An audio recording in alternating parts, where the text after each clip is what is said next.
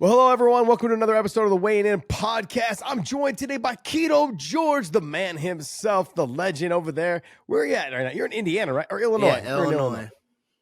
Yeah, but you're not in Chicago, though. No, hours south of Chicago. But if you ask half the people from my hometown, they'll tell you they're from Chicago. I promise you. Right. It's just easier to explain to people, right? Oh, in California, yeah, I was just from Chicago. that was just point blank. It's the same thing. When I tell people I'm from San Jose, right? I'm like, oh, near San Francisco. I don't even bother trying to explain because a lot of people, I just tell them Silicon Valley because I live in Texas now. And the same thing, I have friends that live in like LA, but they live in like Hermosa, Redondo, Manhattan Beach. Yeah. And they're like, just LA. It's like, it's not even worth trying to say like any of the other areas, unless you're with like a group that knows the area really well, which majority of people here in Texas, they have no clue. Yeah. They're just like, where, how far is it from LA? I'm like, it's literally attached to LA. It's 5 minutes away from LAX airport. Oh man. Yeah. Man, I thought this card, and I talked about this with Alan Juban. I said, this card has the potential of being like a really good card. There's got some good name value, some good matchups. And I was pretty stoked for this card. And sure enough, I thought it delivered. You could say a lot of one-sided fights, but I don't think that they were really scheduled to be one-sided fights. They just turned out to be one-sided because there were some finishes. And I thought it was a fantastic card. There was some good action. The main event, co-main event, not to do without drama, obviously. You had Arman Tsarukyan at the weigh-ins give Dan Hooker a little headbutt, which Dana White hates that type of shit. I've had this conversation with UFC brass and just talked about how anything you do at the weigh, like pushing, punching, if you throw punches or those type of things could cost you the fight. The commission literally could just come in and be like, look, we're not doing this, and they could shut it down. Odds of them doing that are very slim. It's very unlikely they're going to do that. I'm just throwing that out there because I do know that we went through some battles when New York was first legalized. They basically came in and said, hey, you guys do anything at the weigh-ins, you act up during the week or at the press conference, we'll just shut the whole show down. Because they wanted to show that, like, hey, we're letting the UFC come to New York. And they were being a little fickle about it. They have obviously have turned the corner on that, and they love the UFC now. So and there was also some other stuff when I fought in Chicago. That was another one. Like the commission there was very adamant about, nope, you actually don't look good. How much weight did you cut? You cut too much weight. I don't think we can let you fight. We lost, I think, a fight on our card because of that. It was just very strange, very weird. Commissions, I think, now have started to get out of the way of the UFC. They were kind of getting out of the way of them back then, but now that they're visiting all the major cities, I think they're getting out of the way of them a little bit more because they realize the revenue stream that comes in with every UFC that comes to town. So let's go ahead and talk. Let's just jump right into the main event and let's talk, man. This is going to be, George, am I talking to myself or are you going to talk with me a little bit here? I'll talk with you. Did you watch the fights, George? First thing I was asked you, did you watch the fights? Okay. Look, Arman Tsarukyan, Dan Hooker, it kind of went exactly how we thought it would go. Dan doing what he does. Dan, I didn't realize, and I knew Dan was always a tall guy.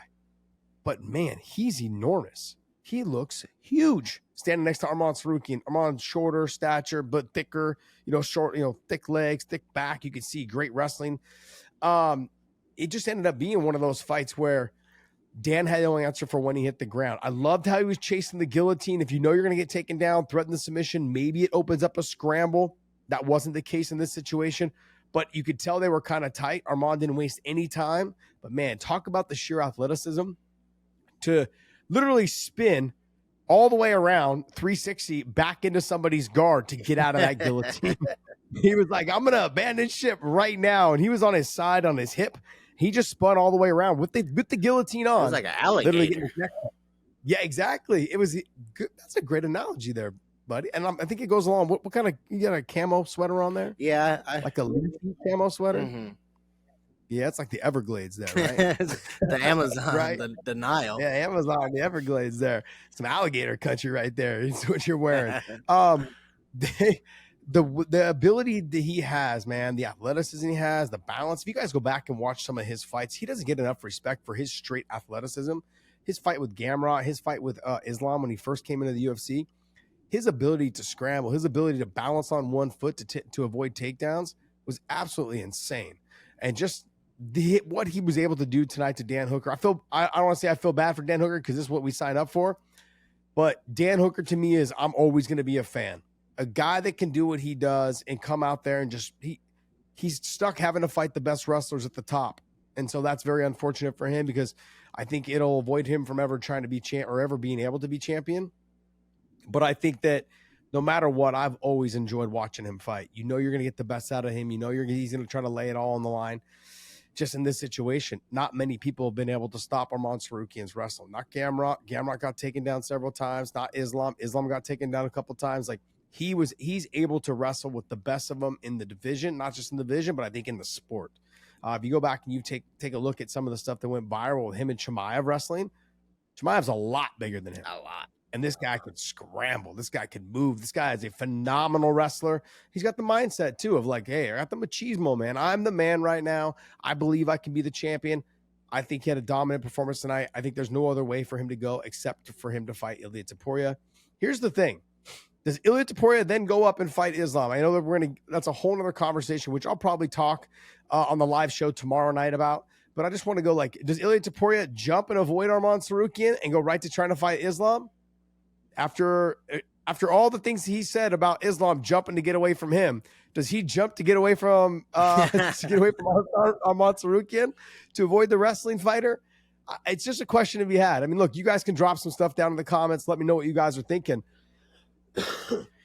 But it definitely is something that, do we start calling him the duck? Do we start saying that he's ducking him? I mean, we did it to John Jones when he did it to Tom Aspinall. They did it to Islam when he did it when he wouldn't fight Ilia. Should we start doing it now for Ilia because he's not going to fight Arman? I think he will be forced to defend the title one time. I don't know if that'll put him in a position to be fighting on the White House card, or I don't know if that'll put him in a position to fight on International Fight Week, whatever it is. But he's got to, I think, get one win in the lightweight division, defending his title outside of, the Charles Oliveira fight where he won the title. But I look forward to seeing Arman and Ilia Topuria fight.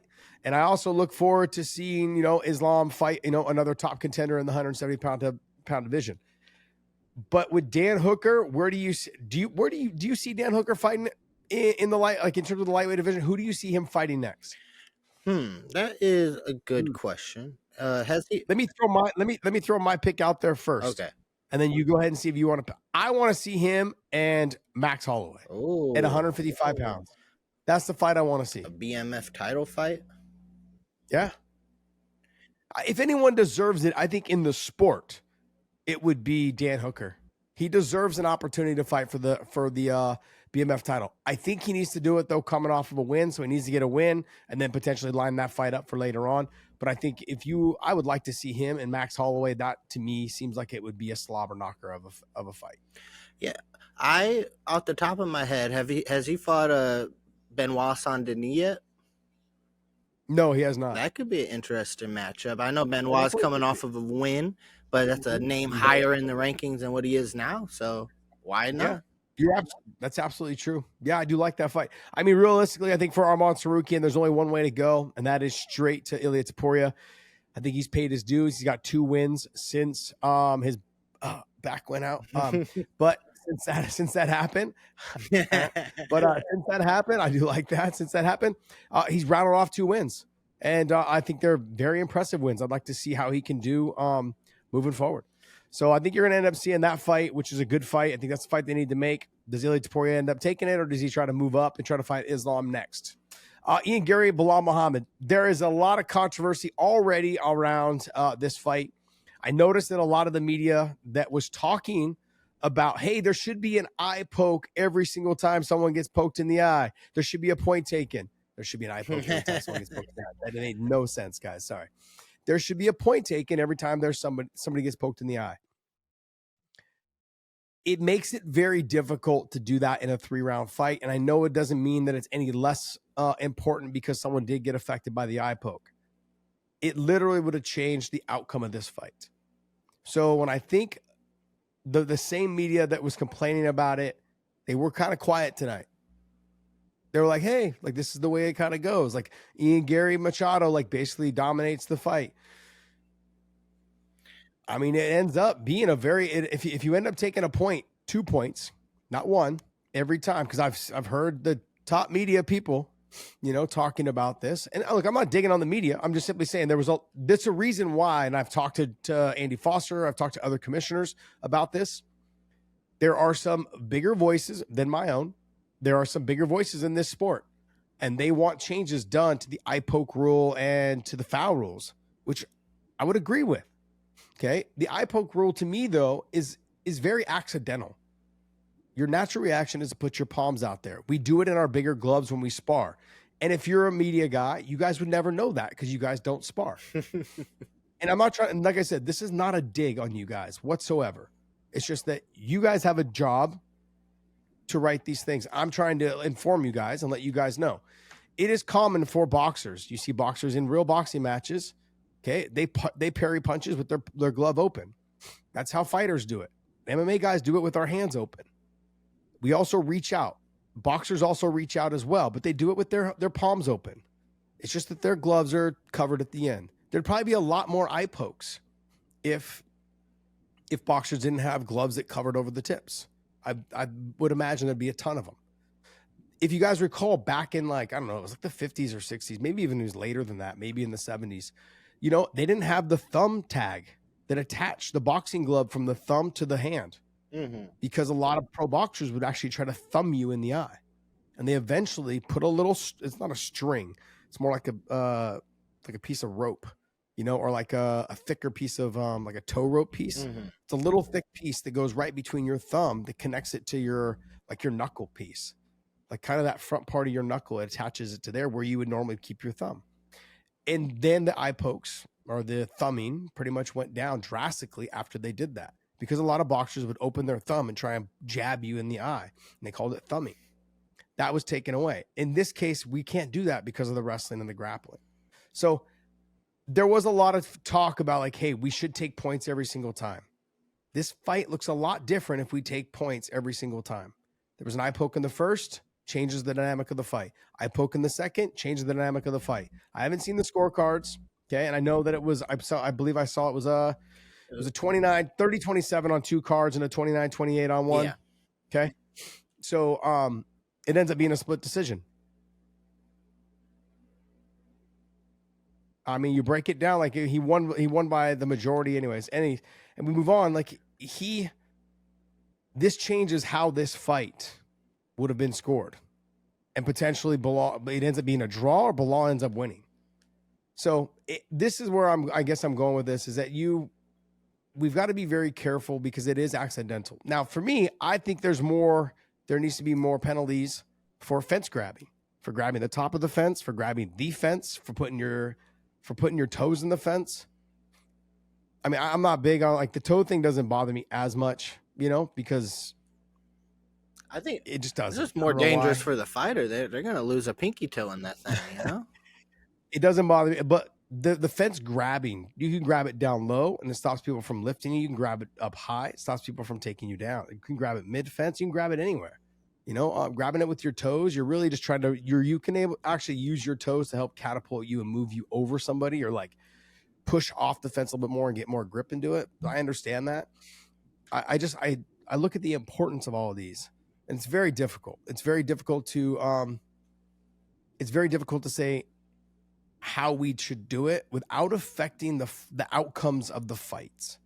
And that's kind of where I'm at on this. I don't want, even the UFC is like, look, I want these changes made. And they are even going like, okay, we have to be very careful how we approach this because fights like tonight would end up changing. And then other situations as well. You want that happening in your co-main. You want that happening in your main event. It could end up changing the dynamic of rankings and fights and how much fighters get paid and all of those things. Ian Garry poked him twice in the eye, but if we're going by what everyone would like, that should have been 2 points. What's the second one? Not in effect yet. What's the second one? A poke though. It was like a little knuckle sandwich, a little like Three Stooges deal. It was more the thumb went in though. It looked like more of the thumb went in, but still, regardless, it's still there. You know, you get caught in the eye. You get caught in the eye. It doesn't take, and that's the other thing is it doesn't take much. Randy Couture, when he fought Vitor Belfort, he actually got caught with the outside stitching of the glove. And it filleted his eye open right there, basically, and it opened it up right where the lens, or not the lens, but the lid met the eye. Oof. So there's just no way you can continue because you can end up really having lifelong damage in that situation. Now, we could suffer that at any moment, any time in our careers. But that's a risk that we take when we get in there. But in that situation, the doc came in, is like, yeah, no, we've got to put a stop to this. So there's damage that can be done with any type of eye poke. If it's just my finger just barely grazes it, sometimes those are the worst ones, because you're just catching right on the top of the lens versus like jabbing all the way in, and the eyeball actually, the finger rolls off the eyeball and goes into the side. Those ones actually, they hurt and they're blind you for a second, but then you're able to normally recover. But when they just crash, when the nail just hits the lens or just hits the eyeball itself and moves away real quick, that's when it's like it's most painful. It's almost like having a piece of sandpaper in your eye the whole fight. Oh. So very dangerous. In terms of Ian Garry, good movement. And I've said this before, he's a great mover. I actually loved what he was doing with that rear oblique kick. Fantastic, man. He snaps it so well. And it's a fantastic technique. John Jones has done it. Holly Holmes done it. Like, you've seen a lot of fighters from Jackson Wink do it. I think Ian Garry probably does it the best I've ever seen. It's absolutely amazing. Khalil Roundtree had a good one. Oh, yeah? Oh, that's right. That's right. He hurt somebody, I think, a while back. Yeah, I can't remember. With it. But then you've got, with Ian Garry, the movement off of it, the ability to, to strike off of his movement is so difficult. People don't give him enough credit in terms of, like, he moves so well and he strikes off of that movement. There was a couple times where Belal threw the overhand right and landed, but then they ended up in like a wrestling kind of over-under position, and Belal released and threw the overhand right. He kind of stepped to the side and turned himself out. Fantastic job by Ian Garry. I thought Belal looked good in the first 2 rounds. Third round, he looked like he either started to slow down or he just couldn't find his mark. He got hit with the big shot in that 3rd round, and everything was kind of a little bit downhill from there. And it just, wasn't looking good in that 3rd round. I figured it was 1-1 or it was 2-0 Ian Garry going into that 3rd round, but I thought maybe it was 1-1.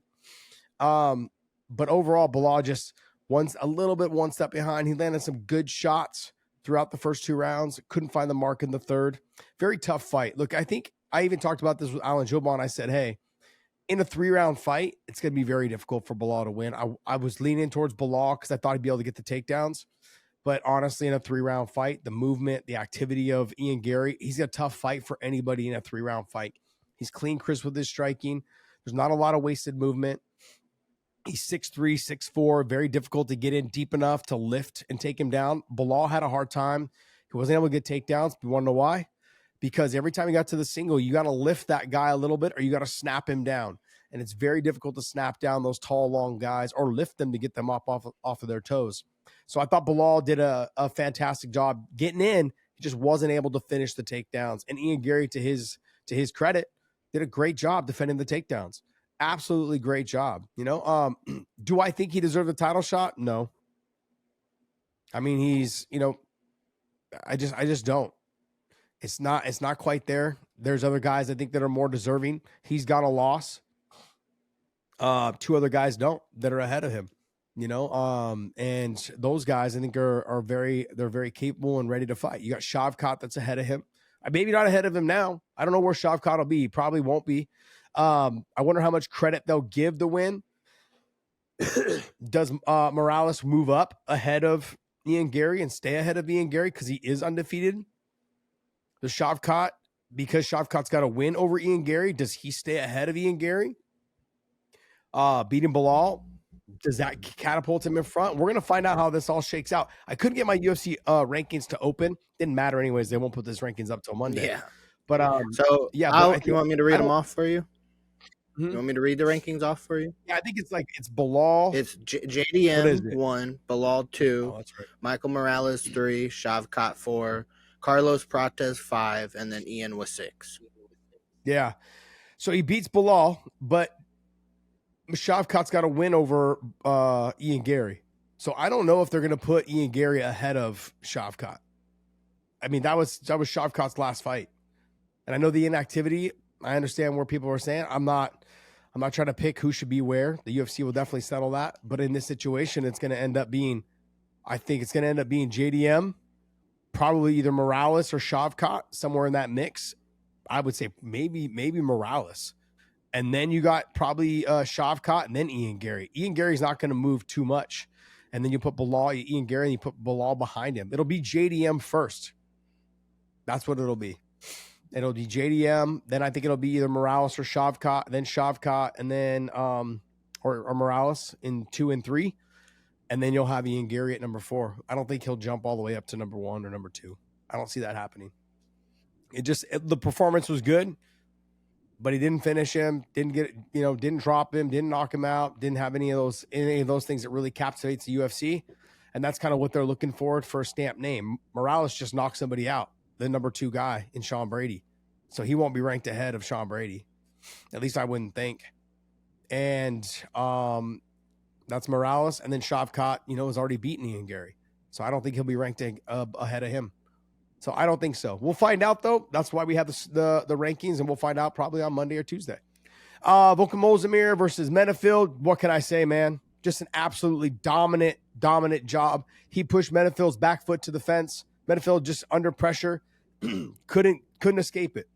And I thought Oezdemir did a great job of not flurrying too much, leaving himself out of position to be caught, as well as not just wasted movement. So he was really kind of picking and choosing his shots, was able to land, a big knee and some punches. I thought he did a fantastic job. You could see when Menifield's back stood up close to the fence, he had nowhere to go. And because he had nowhere to go, man, he just took a couple clean, hard shots and went down. And it was done. It was lights out. Yeah. Lights out. So great job by Volkan Oezdemir. And good for him, man, because he's one of those guys that always kind of has lingered around that top 8, top 10, but he's always been a tough fight for everyone. He's got great hips in terms of stuff and takedowns, but he's also fantastic on the feet.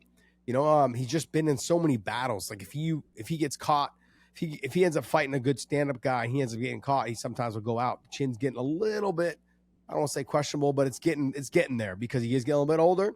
And he's predominantly a striker, and it's been known to happen in strikers, after they fought for a long period of time. So, Orolbai versus Jack Hermansson. Jack Hermansson coming down in weight, and Orolbai going up in weight.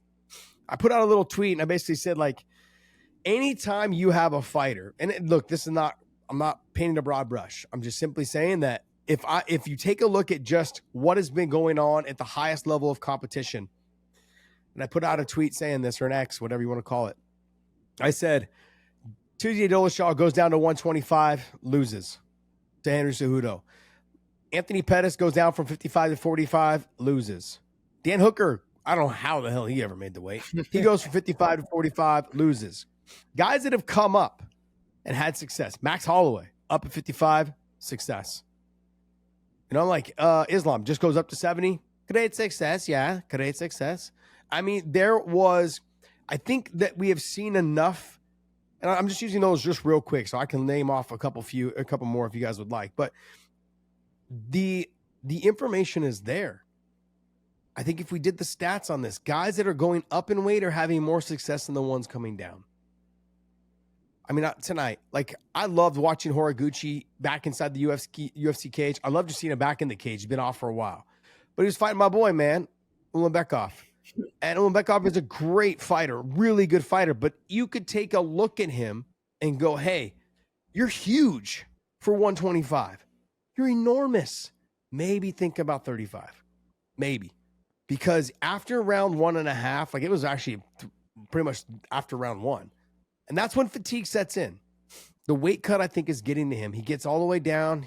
After round 1, he looked exhausted. He looked tired. And fighting somebody like Horiguchi or like a Ian Garry Machado, you're constantly tense because they can just pop off anytime they want because they're so fast and they move so well and they strike so well off the movement. And it makes you real tense because you don't want to leave your hands down. You almost can't relax. And then all of a sudden you get hit, boom. And you're like, damn it. Okay, I'll relax for a second. Boom, got hit again. And it ends up being so exhausting having to try to track after them. Get after them, try to avoid the shots, and then try to deliver your own. And half the time you're missing your shots was make you more tired than if you were to land them. So that's kind of where I saw with Jack Hermansson. He seemed overwhelmed by Orolbai, who just seemed so comfortable out there. He just seemed like, look, I finally got to eat. I didn't get killed all week. I feel so good at this weight class. He's just like, all right, I don't care. You came down from 85. You're skinny. You made the weight. I made the weight. We're going to see what happens. And he just came out, and you can see right from the beginning, Jack Hermansson was like letting him back him up, push him to the fence. And when you back away with your chin in the air, it's just recipe for disaster. And that's exactly what we saw, man. We saw Orolbai just like, look, just tuck my chin, keep my head down, and just throw the big shots. And one of them was going to eventually catch him. And sure enough, one of them did.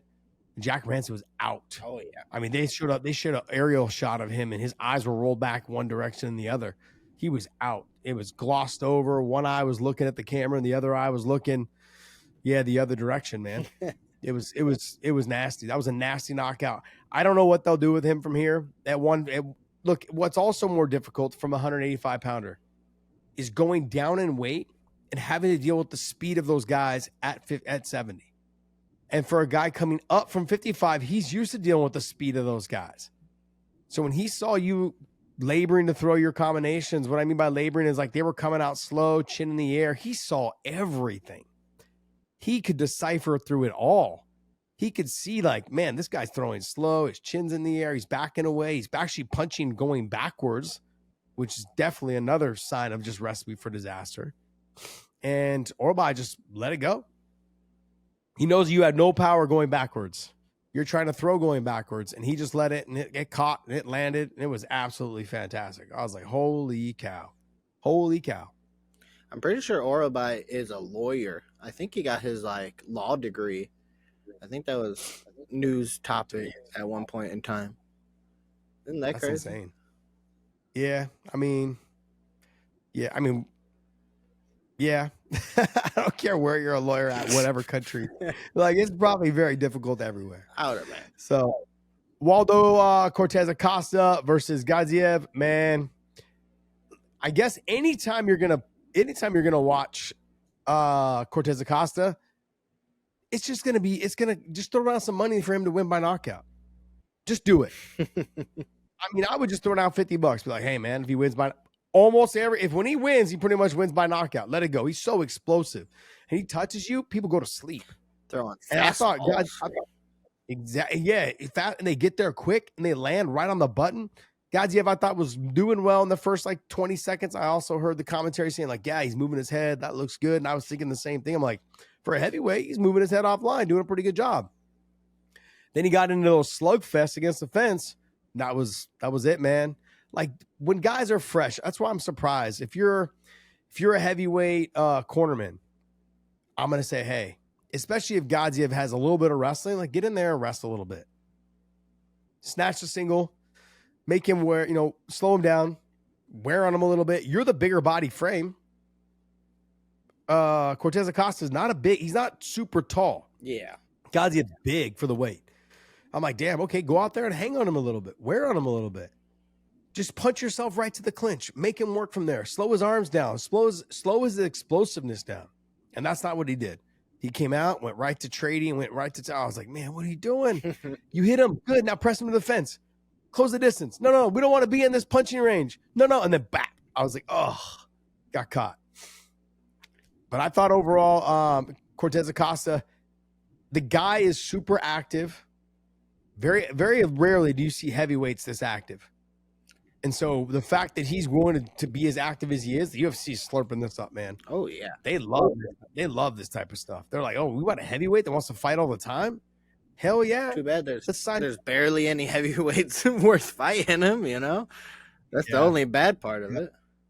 Yeah, I was trying to look him. Let me see, because the UFC rankings wasn't working. Let me pull up the heavyweight division. Where's he ranked at in the heavyweight division? He is currently number 6. He's going to go up. So he's currently number 6. Gaziev wasn't ranked ahead of him. No. At least it doesn't show. He was number 11. But I mean, like, fantastic knockout. Fantastic knockout. So I mean, like, he's right there in that mix in the top 5, top 6. I mean, he's just kind of waiting around for his title shot. Big time fight, man. Big time fight for him. Great job by him. The opening first fight was Kyoji Horiguchi making his return. I would say debut, but it's not. He's fought in the UFC before, and making his return to the UFC after, I believe it was like 9 or 10 years. So he's been out for a minute against my boy, man, someone I trained with for a long time. When he first came into AKA, super nice kid, just very much reminded me of Umar a little bit, just always asking questions, always wanting to know more information. But he was so small at the time. Like, he's filled out quite a bit. And I actually looked at him tonight on TV and I was like, man, mature wise, like you can see when someone goes from their face looking like a baby face. I mean, George never got through that phase. It goes from a baby face to like a mature adult. And you could tell his face has changed. He's physically filled out a lot more. And I think that's why he struggled to make the weight. You know, it looked like people were talking about how he was really struggling to make the weight and came in. And you could tell he looked exhausted after round one. And it's a lot of it has to do with just the ability of Kyoji Horiguchi. Horiguchi's movement, his ability to get in and get out before getting hit. He's so fast. I mean, people that I've talked to at American Top Team say he is a fighter that is just lightning fast. He works out with, he trains with a lot of, other flyweights and other bantamweights inside at American Top Team. But also, too, he likes to, give the females some work, too, like Kayla Harrison. And Kayla Harrison will tell you all the time that she's able to take him down at will, and he'll say never. She's never taken me down. Not once. Not once. The two of them have a great relationship and a great friendship. It's actually very fun to see. And fantastic, man. It's I like that he came back. Sad that he ended up winning against Ulanbekov because he's a friend of mine. Good. I train with him. He's American, not ATT guy. He's American kickboxing guy, AKA guy. And it sucks to see your boys lose, but I've got nothing but respect for Horiguchi. He is so fun, big smile, energy. I think he's right up there with one of the top guys that is respected across all promotions, whether it's Ryzen, Dream, like all the promotions that come on, UFC, Bellator, everywhere he's went, every promotion has respected him. He's definitely like a good energy type fighter. Love having around. Speaks highly of everybody else he's around. I love it. And so good to see him get back into the UFC. Sadly, it happened with a good friend of mine. So Luke Riley, a great performance, big knockout. Good on him, man. I thought he looked absolutely fantastic. I mean, great how he slipped in, came back and faded back with the left hook. Absolutely fantastic. Beautiful, beautiful job. You've got Almabayev versus Alex Perez. I'm gonna, I can't even say his name, but he's from Khabib's camp as well. Izagakhmaev, and Nicholas Dalby. Very close decision. A lot of fence, work, and they kind of were back and forth on it. It could have went either way. But if you're Sagig Izagakhmaev, sorry, if you're him, you got to go back to the drawing board and really try to focus on. You can't just hang out against the fence. You can't allow the fight to take place there. You've got to get away from the fence. You got to make things happen. And there's been several times in my career where I did something like that. The Bobby Green fight is a very one of those fights as well, where I just kind of allowed moments of the fight to slip away by just hanging out on the fence. And it was just ill-advised, man. Really ill-advised. Almabayev versus Perez. What a fight. Perez looked absolutely fantastic. And I was actually like, man, Perez looks great right now. And Almabayev didn't have the answer for him. And the wrestling, he didn't have the answer for the wrestling. Just fantastic. Came out, he got hit with he got kicked to the head, or he got hit to, he got rocked. And then he looked like he kind of took a step back and then shot in on the double. Next thing you know, right to the guillotine. Had no way of getting out. It was so deep. And then what the mistake is for fighters, don't try to defend the guillotine from the standing position. If you want to do that, you have to do it against the fence. Walk to the fence, put them against the fence, hang them there, and push them against the fence so they can't lean back a little bit. Okay? And that avoids them from really trying to put as much pressure in as they possibly can. So when I was watching him try to defend, he stood standing right in the middle of the cage, nothing there. Like you've got to, it's so hard to defend. I say the same thing when guys have people's backs. A lot of fighters like to stand. And I ask myself, I'm like, why? Now you're defending both sides of the choke.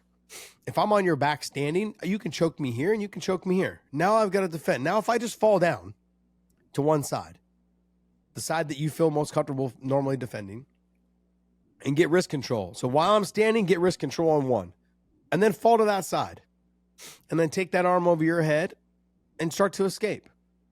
anything along those lines, right? Or start pushing. If you're somebody who is standing, start pushing their hips down. Odds are they have figure 4 in your legs, and so it's gonna be very difficult to do that. But if I do that when I fall to my side and I still have wrist control, and then I hit the ground, I take the arm over the head, start defending, I can actually start sliding my back flat to the mat and start trying to turn back inside. It's very difficult in the figure 4, but they're going to have to loosen that figure 4 because you're already escaping with the arm on the other side. I just couldn't understand Alex standing. It was getting tight. Like you've got to drop him to the ground, okay, and start driving the shoulder and pressure into him so he can't really try to pull into you a little bit or hip into you to make more pressure. You allowed him to do that by standing. If you would have hit the ground, you could have at least dropped the shoulder pressure into the chest, kind of like started fighting the hands, started to kind of look away, start defending that way. There's so many options that he had available to him. And I know it's very difficult to make a split second decision, but that's what our game is. Everything is a split second decision. You have to be able to do it naturally.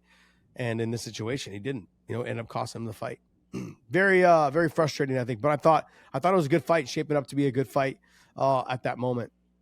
Any other fight? I'm going to go ahead and talk about Alexander Topuria. Man, he had his hands full in that first round against Almakhan. Almakhan looked absolutely great in the first round, but you could tell that Topuria was just relaxed, walking forward, and just going like, "Yeah, I'm good. I'm okay. I can't afford to take a big shot." He did take a knee, I believe, in the first, and Topuria was like, kind of got hit with the big knee, kind of backed away a little bit. But overall, you can see that Almakhan was just somebody that all the running, because he was afraid of the boxing, he was afraid of the power of Topuria, that it started to get to him. And by the end of the midway through the second round, into the third round, the cardio wasn't what it was earlier in the fight. And that's where I think some of the problem lied, was as your cardio starts to fade a little bit, because as you start to run around too much, like Corey Sandhagen said that he did against Umar Nurmagomedov, same exact thing. I was talking to myself, but I was telling myself, I said, like, look, Ian Garry looked fantastic tonight in terms of his movement, but if you go back and you watch the fight, he wasn't running around as much as he's been known to run around in past fights. He stood more of his ground in the center of the cage, and I thought Topuria did the same exact thing, where of Almakhan, he just didn't do it. He was running so much that he made himself exhausted. And by the end of the second and of the third round, he was exhausted, and the punches started landing cleaner for Topuria. Great fight, though, by him. I was like, man, he's got his hands full coming into this fight. Then after the first round, I was like, oh, this might not be a good fight for him. And he was just biding his time. He was just being patient, very composed, very defensively sound. I will say this, though. He did open up a lot of people's eyes, I think, tonight, because a little bit of his brother's style and his style are very close. I know they're not the same fighter, but their styles are very similar. And tonight we saw that there was different ways that you can exploit them with the calf kicks. They have a tendency, both of them. I actually went back and watched some of Ilia's fights probably about 2 weeks ago. And I wanted to see if Topuria, his brother, Alexander, if had similar tendencies. And they both do. They have a tendency to move to their left. And when they move to their left, they have a tendency to move their back leg after they move their first. So they leave their lead leg there, and they step their back leg first. And as you step your back leg first, go in that direction, it makes it easier to sweep that leg on that calf kick. We saw it tonight. It happened several times. So good kicks by Almakhan, but I thought Topuria was able to get through that first round, touch him up, and get some work in. I thought it was a fantastic job by him. But there are some things, like they have very similar styles. And I think fighters will look at his brother and they'll look at him and say, okay, well, what works against his brother? Okay. Very similar style in Topuria. Let me see. Not many people have been able to exploit it against Topuria, the Ilia. So let me see if I can exploit it against him, anyone that may be fighting him. So it's just something to take a look at. Like I said, when somebody loses, it almost feels like a blueprint has been laid out. And other fighters start to fight that way. Plus, the confidence of that fighter who lost is not what it was before they lost. So if someone can get a win against Topuria, does it affect Ilia Topuria's confidence? Because they have very similar styles. Do fighters, after they see if Alexander's to lose, do they say, well, hey, it works against his brother. His brother's very similar to Ilia in their style. Can I exploit the same weaknesses? And they may try it, they may not. And they may have success, they may not. I know they're not the same fighters, the same fighter, but like I said, they're very similar. So there could be some stuff that you can relate to the two. And fighters will do that. Fighters will start to try to write out a blueprint on how to beat that fighter based off of, if it's Alexander, if it's his brother. If it works on him, maybe it works on Ilia. They'll see. So I think that it goes the other way as well. People may look at Ilia and be like, okay, what works against him? Let's see if it works against Alexander. So, all right, that's going to wrap up our UFC talk. And man, overall, I gave this fight card probably like a 9. It was a very good card. I enjoyed the fight card. It was fun, very entertaining. I was excited to, see the card. I was rushing home. Got some early coffee. Took my boy out to go do some wall ball at we went through a little workout with the family. Had a good time. Had my little 6-year-old out there doing some burpees and jump rope and some liners and sprints. It was great, man. She got done and she laid down while my son was doing wall ball. She laid down and she was kind of in and out of sleep after she got done with the workout. Then as soon as we got ready to leave, she's like, "Can I have a hot chocolate? Because it's getting kind of cold here in Texas, North Texas." She's like, "Can we get a hot chocolate?" So I was like, "All right." I went and got a coffee. She went and got a hot chocolate. So, having a daughter, man, it changes things.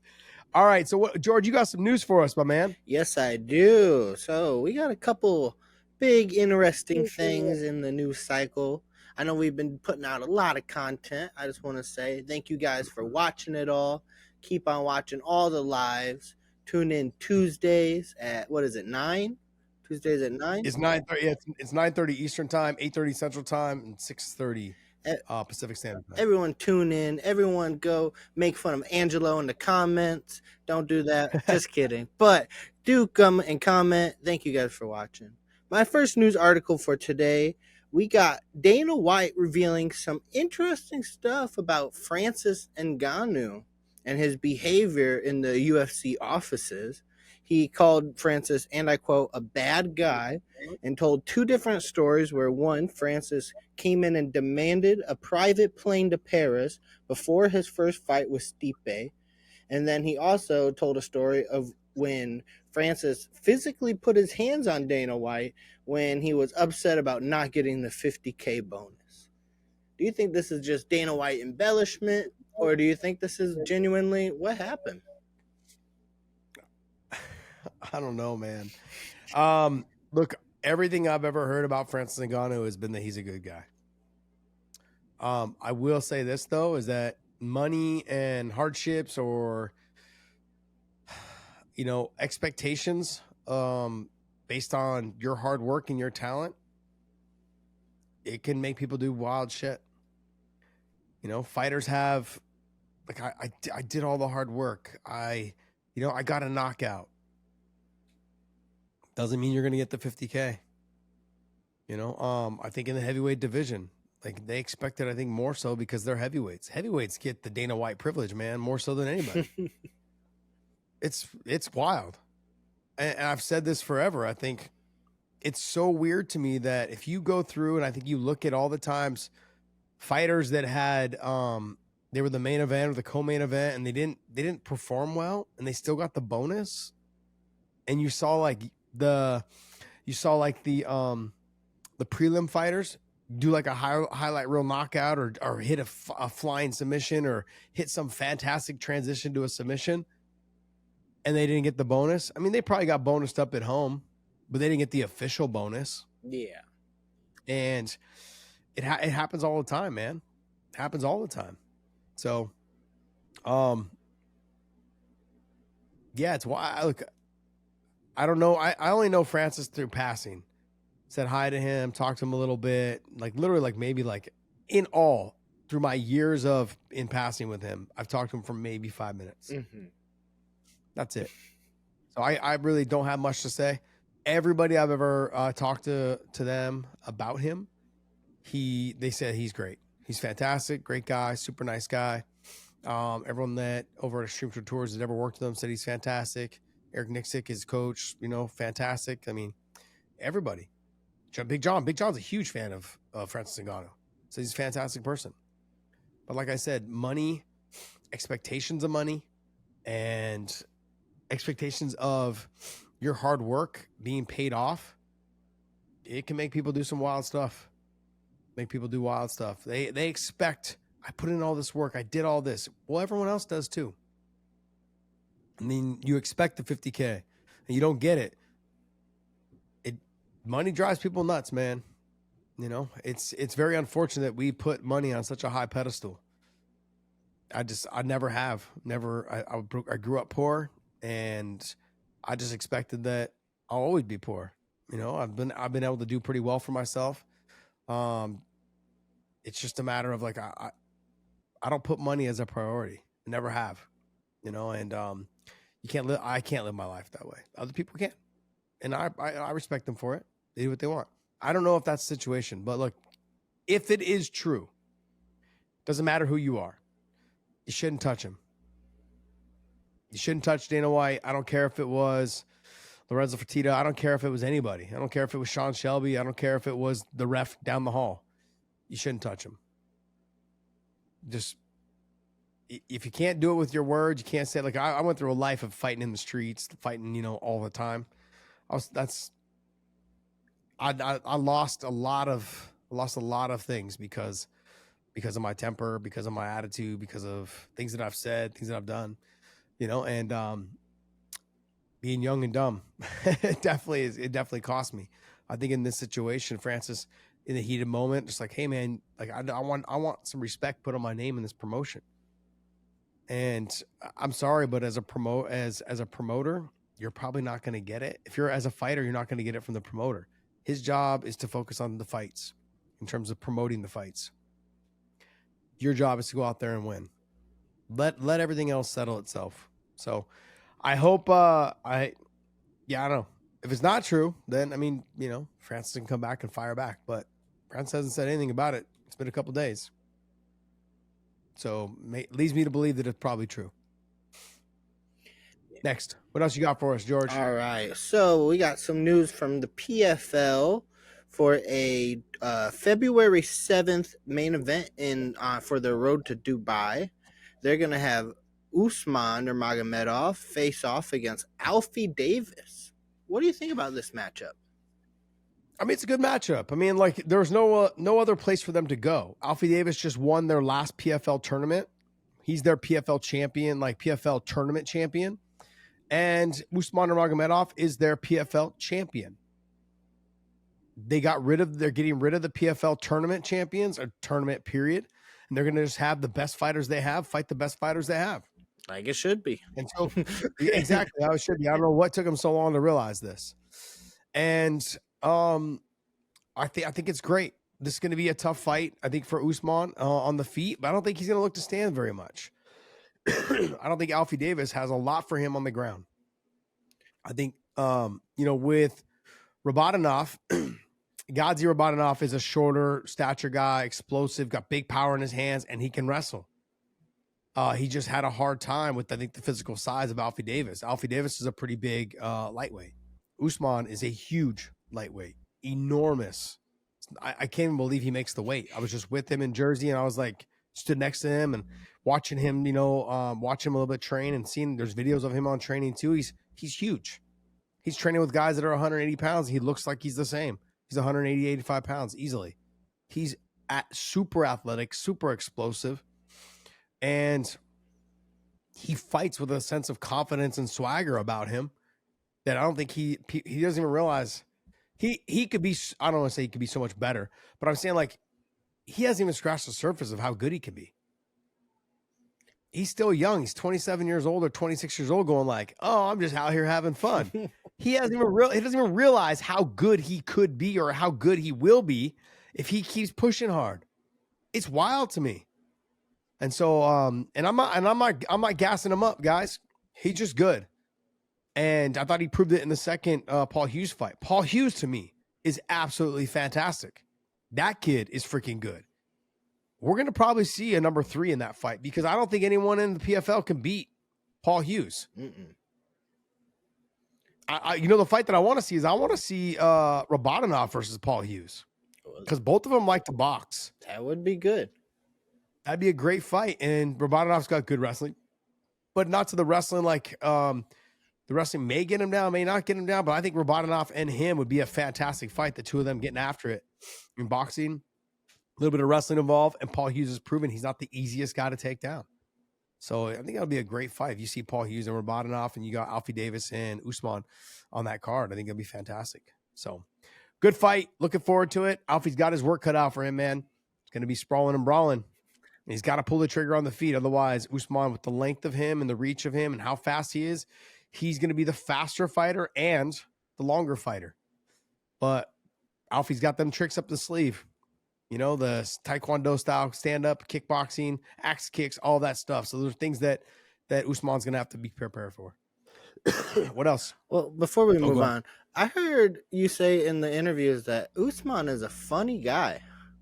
Is he really? Is he a funny fella? Yeah. Yes. I can imagine he's young, so he's probably more funny. Like I'm sure the Russian generations get very funny the longer they come. You know. No, it's that didn't come out of your mouth. Rocky. I know. I'm sure they get funnier the longer that's hilarious. Okay, George. I think you'll find that until you get to know them, the comedy doesn't come out until you get to know them or be around them more. There's that. They also have a little bit different. Like I think it's been publicly known. They have, or widely known, that they have a little bit more drier sense of humor. You know, but if once you're around them enough, you realize it's pretty funny because it comes out so fluidly sometimes. Yeah. And Usman has the younger kid generation of funny, and he's just funny, man. Good kid all the way around, and yeah, he's definitely fun. He's definitely fun to be around. What else you got for us? All right. So, Cage Warriors welterweight champion Justin Burlington flew to Qatar alone and made weight just in case of a pullout to see if he could get a UFC contract. He claims he spent 3 months rent and that if it doesn't happen, he's homeless, which I really hope isn't the case. And he even got a chance to talk to Umar at the press conference. And Umar said, you know, opportunities don't happen when you're at home in bed. That's what he said. He said, I hope you get signed. So do you think this is a smart move from a young fighter, or is this just as crazy as you need to be to get a big shot? I think it'll show the UFC the level of commitment he has. I mean, hopefully he's not homeless. And I hope that's not true. And it's Nate Burleson. Is it Nate Burleson? No. How do you say his last? He used to fight in Bellator. Is it Burlington? Or Justin Burlington. That's his name. Justin Burns. Yeah. Anyways, I believe he fought in Bellator. Good kid, super nice kid. I hope he's not homeless though. I hope that I hope the UFC is like, hey, you know what? We love the level of commitment. You're ready to make the weight. All these things. Hopefully they can maybe work something out with him. He's the champion, I believe, in Cage Warriors. Is that correct? Yes. The welterweight. Yeah. So in the welterweight, that's a really stacked division. Really stacked division, and they just signed Yaroslav Amosov as well. Oh yeah, that's a great addition. I've been talking about Yaroslav Amosov for a long time. Fantastic fighter. You know, he's got good sambo style. He's got good hip toss. Watching him wrestle against Ed Ruth, 3-time national champ out of Penn State, when they fought and the scrambling, all that stuff. I mean, he's got it. Like his stand up is a little like I don't want to say traditional, but his stand up is a little bit more like just scripted. It's very kind of robotic. So maybe he's got that figured out to move a little bit better offline and do things. But because Jason Jackson was able to pepper him up on the feet, but in the scrambling and the wrestling and all those things, I mean, he's fantastic, man. Fantastic. He's fun to watch too, because he hits submissions like Darces and Anacondas from like the seated position, rolls you through. He's very flexible. He has that new style of like wrestling where he's doing the splits across the cage. Like he's a fun fighter to watch. Maybe it's not everyone's cup of tea, but for me he is. In terms of Justin Burlington, like, yeah, good on him, man. Hopefully he gets signed. Hopefully they see the level of commitment. Hopefully they can work something out where, hey, we'll give you an opportunity, try and get you in. Maybe they'll bump him to the Dana White Contender Series and say, hey, let's get you a fight here. It's all or nothing. You know, I saw him talking with Umar, and he's up there with his one tooth missing and asking questions. So that's a level of commitment right there. So good on him. Hopefully the best works out for him.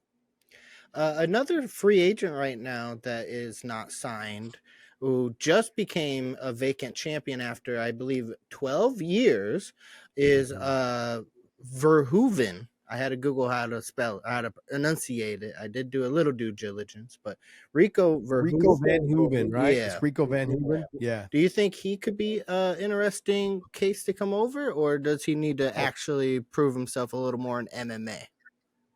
Oh, no. He could definitely do it. Okay. He used to train at AKA. Oh. So he came and trained at AKA with Cain Velasquez and Daniel Cormier. Let me just tell you this.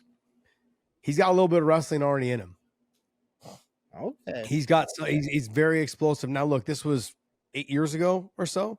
So maybe the athleticism's kind of gone away. He spent another 8 years being champion in Glory and other promotions or whatever. Maybe he's getting a little bit older. But heavyweight division, he's got the power. He's got the pop. He is dangerous. He throws aggressively and hard. He tries to put people out. Like, he's fantastic, man. And I also think in a promotion in the heavyweight division where there's not a lot of wrestlers, bring him on. See what happens. Let's see. Like, is Tom Aspinall's takedown good enough to take Rico down? They are training partners. They're pretty good friends. I seen Glory put out a video of Tom talking about Rico and just how, so it would be interesting. I mean, the heavyweights outside of the UFC, it seems they're making a little bit of noise between them and Gable Stevens, who fights tomorrow, I believe. Stevenson? Yeah, Gable. I know. He's fighting tomorrow. I knew I was going to say it wrong. But yeah, I saw in the UFC, they said that he was fighting tomorrow, which, that could be a couple new bloods to the division. Yeah, Gable's got a high ceiling, huge upside, explosive, big power, tree trunk legs. He's not a tall heavyweight though, so that might kind of work against him. He's got to be careful coming in. He's young. He's young, inexperienced, but I think he'll pick it up pretty quick. You can tell he's very athletic. He's very he was offered not a roster spot. He was offered a position on the practice squad for, I believe, the Buffalo Bills and for two other teams. Yeah. So they offered him practice squad spots. I mean, that still, I believe, pays like $350,000. That's more than some people who play football their entire life and try at 100%. That's more than most of them get, which is pretty nuts. Yeah, I mean, and think about this. He was offered a practice squad spot on the Buffalo Bills, who's one of the best teams in the league. Yeah. And they were like, yeah, we could probably try to work you a little bit more and get you up to par. And once we do, you'll be someone to reckon with. But he decided not to take it, decided to go into this avenue, and we'll see what happens, man. I mean, you got Gable Stevenson, you've got Rico Van Hooven, you got him. Like, there's plenty of people to add to the heavyweight division. It's just a matter if they want to be added or not. So get out there, make a name for yourself, get busy, and have some exciting fights. These are the moments to have those exciting fights if you're young in the MMA world. Is, get out there. I don't know how old Rico is. Rico's, I don't know, he's got to be probably like 32, 34, somewhere in there. I mean, it's been a while since we trained with him, but I think he's probably somewhere around that 34 age. So he's got to get busy quick if he wants to go to the UFC. Yeah. What else you got? Well, unfortunately, we have some news for boxing, but it is also good. Chris Weidman is out of his fight against Anderson Silva, so we have Tyrone Woodley stepping in to box Anderson Silva. Both lost to Jake Paul. A little bit interesting, but you just had to throw that in. You got to throw that in there. It's on the Jake. Both those guys out here catching strays from George. It's on the Jake Paul and Anthony Joshua card for I don't know when that card is taking place specifically off the top of my head. I think it's in 4 weeks, whenever 4 weeks is. So probably like December 20th or 15th or something. Yeah. Sometime around there. But what do you think about this? I always love seeing the old UFC guys still in there, still swinging away. I'd hate to sign a fight. I've had to do it several times where I signed and you can't eat shit during Thanksgiving. Oh. Nah, I'm good, man. I'm good. I'll pass on that. I'm working on my dad bod full swing. So yeah, I'm trying to keep it as best I can, man. So I worked hard for this dad bod. I'm gonna keep it. Those boys they're crazy. They're crazy, man. I had the itch for a bit. I'm kind of losing it. That's how fast it comes and goes. That's how fast that came and went. I don't have the itch to get back in there. I went and did a workout with my kids this morning. I was like, man, I'm breathing heavy. I can't do this no more. Nah, it's good. I'll pass. Look, T Wood's still doing his thing. Good on him. Anderson Silva, I think, slowed down a lot. The reach and the speed or the range are going to be hard.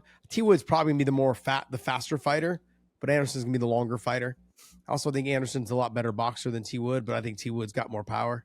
So I think also too, I think T Wood's got probably a little bit better of a chin than Anderson. Anderson's what, 54, 53, somewhere in there? And you got T Wood, who's probably what, 46, 47, sometime around there. Well, I will say Jake Paul put one of them to sleep and not the other one. So that's true. That is true. Yeah. But I don't know how much levity that holds into this fight. Yeah. But Anderson's also around Jake Paul's size. Mm-hmm. And Tyron Woodley's nowhere near Jake Paul's size. Jake Paul's around 215, 220. Okay. Yeah. I'd say probably closer to 215, but he's around 215, 220. He's going to be a heavyweight real soon. He's already a heavyweight. Anything over 199 or 200 or 205 he's a heavyweight. Mm-hmm. It's just big now. Just big. Let him fight. Let him fight. Let him cook. I'm looking forward to it. If he actually gets in that ring, man, I think it's going to be a great fight. I'm looking forward to it. This is a fight that everyone's going to actually watch. Yeah. I mean, everyone watched the other ones. I'm not trying to take a dig at Jake Paul. Millions of people watch the other ones. But this is a fight. I think this can be a huge turnout. You have the whole country and the whole UK watching. You'll have all of UK watching, and then you'll have all the teeny boppers watching Jake Paul. And all the hardcore fans will be like, finally want to see him get knocked out. I think anyone that likes seeing like car crashes or like tornado videos on Facebook, they're going to tune into this because it's going to be bananas. Like, just like the fact that there is reportedly no, niceness, they're not going to pull any of their punches, apparently. There's no agreements, there's no gentlemen's agreements between them, reportedly. Well, I mean, we'll see. I mean, I know that Anthony Joshua can't weigh over 245. Yeah, that is something. But his last fight, I believe, or his Ngannou fight, either his last fight or the Ngannou fight, he weighed 252. So cutting 7 pounds for a heavyweight is not a big deal. Yeah. Like Bobby Southward used to walk around, 220, somewhere around there. And he would fight down at 185. And that dude, he's probably 85 and 205. And that dude would cut like 10 pounds in less than an hour. I was like, how in the hell do you sweat so much? And he was able to do it. Remarkable. Heavyweights just seem to cut weight real easy. Paul Bonatello had to cut weight several times to make heavyweight. Fat ass. But I mean, literally he had to cut like 7-8 pounds. He'd lose it in like 20 minutes. I was like, this sucks. For us small guys, right? I'm in there for fucking 2 hours trying to lose 10 pounds. That's a healthy shit for a big boy. Yeah. Are you calling yourself a big boy? I'm just big boy. Look at my finding them jeans. It's better than calling myself husky or something like that. Have you ever seen the movie Sandlot? Yeah. Okay, so this is how I knew I was old. My son and my daughter last night watched it for the first time. Wow. And there was a kid named Smalls on there. Mm-hmm. And I always tell my son, I said, you're killing me, Smalls. And he's like, hey, after he heard the kid's name, he's like, is that where you get this from? Is that where you get, you're killing me, Smalls? And I started laughing like a jacket. I'm laughing, just totally cracking up. And then as soon as he said it, like 5 minutes later, it comes on. You're killing me, Smalls. And my son just erupted. He thought it was the coolest thing that I've been calling him Smalls this whole time. Like, hey, you're killing me, Smalls. And he just thought it was the coolest thing that he's watching a movie that I took a quote off of and been calling him since he was like 2-3 years old. That's awesome. And telling him. It was funny though, but it lets you know how old I am. Like, that's a classic movie. Yeah. You know, and letting the little ones watch for the first, they see it for the first time and see their face light up like this. And they were so excited because it was a good movie. Sometimes they watch some of the old school movies like, this is dumb. That's the worst thing in the world. When I get excited to show my nieces something from my childhood that their mother made me watch a million times, like the Never Ending Story or The Labyrinth, and then they just look at it like, I don't care. They're like, I'm not watching this. Yeah. If there's no like anime or like design or whatever, it's not like CGI. If it's not K-pop Demon Hunters, they don't want to watch it right now. Okay. That's my daughter right now. It's all the kids in the world, I think. It's crazy, man. My daughter was like this kid, one of the K-pop people from the Demon Hunters for Halloween. Half of my nieces were different characters from the freaking movie. And they have it on every other day in the house. And then, the littlest one, she'll turn it on and then turn it on her iPad and just have like dual action. And I'm like, what is the point of this? Is too much stimulus for me, and I'm not even paying attention. I've got all the songs downloaded on my phone so we can listen to it in the car when I'm driving them around. They're like, put this on. I'm like, oh, jeez. You got anything else for us there, George? No, that's about it. That's going to wrap it up for us? Yep. My man. Hey, both you guys, I'm going to do a live tomorrow night. The time will be for probably like around 7:30 or 8:30. I haven't decided that yet, but just keep an eye out on the thumbnails. Hit the bell for notifications. I'll hit that bell, and hit the thumbs up for us, please. Give us a thumbs up on this as well. Look, we've grown since John left the pod, not because of John leaving the pod, but we've grown a little over 2,000 subscribers since then. I want to thank you guys for sticking with me, also to believing in me. We're going to have a little bit of a lull and downtime. There won't be a lot of fights coming up going into December, but there will be a lot of news because the UFC right now is holding all of their fight cards close to the vest. So what I'm saying is they're not trying to announce anything until right around their last pay-per-view on ESPN. They want to keep it all there. They don't want people to be distracted from buying the pay-per-view. They're going to do a lot of announcements around that time. So we should have a lot of news to talk about in the month of December and moving into January. And they are going to hit the ground running. From what I heard from the fight cards that I've been hearing that are potentially in the works, is going to be absolutely fantastic. January, February should be huge months. I do know there was some news about Khamzat Chimaev not being able to compete until April. That being said, I want to remind everyone that Ramadan is February 17th, I believe. February 17th or February 7th. I think it's February 17th, and it goes for 30 days. So he wasn't going to fight during that time anyways. And I think because he just fought, he probably wasn't going to fight January, February either. So good for him to actually, everything kind of worked out. He's going to have his surgery. He'll be ready to go probably right at the end of, right around the April time. So we will see him return probably sometime around that time. So April or May, we will see him return. I want to thank you guys so much for continuing to support the pod, man. Thank you guys so much. Like I said, I think we finally are we just did about 2,000 new subscribers in the last 3 weeks, 2.5 weeks. So thank you guys. I appreciate you guys so much. Also got some new merch coming out. I'm going to go ahead and announce that as we get into Christmas time. But I got some new merch coming out for that, and I'll have a link and everything that we set up for that. And that's going to be awesome. We're going to have a good time. So new merch, probably just like a one-off. Like I said, I'm going to do limited edition drops, and it'll be available for purchase. And I'm going to go from there. All right, guys. I want to thank you guys again. Hit the bell, hit the subscription button, hit subscribe to my channel, and we are out.